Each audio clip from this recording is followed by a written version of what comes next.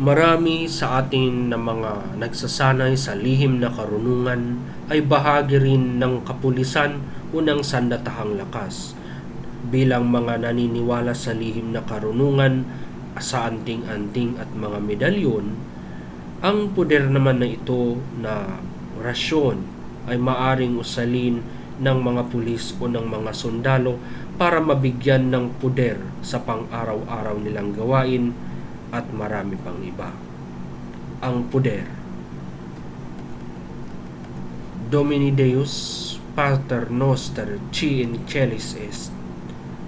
Hac die, peto tuo sancto duce, ut sim bonitatis instrumentum, ut quis iuris, ut egenum tuere possim, salva populum meum ab iniuria, et ab omnibus iniquis eripi eius. Ut patriam ab alieno periculo tuere possim, quod ego instrumentum meum confirmo, per manum tuam, peto benedictionem tuam, ec omnia peto in nomine Jesu. Amen.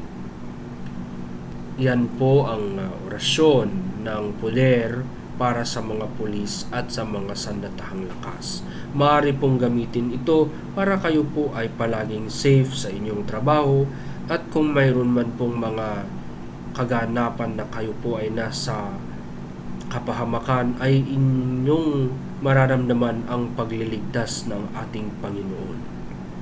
Muli, maraming salamat sa inyong panonood mga kapatid, at ito po ang inyong lingkod, Misyonaryo Ellen K. Laging nagsasabi sa inyo, Pax et Bonum sa inyong lahat mga kapatid.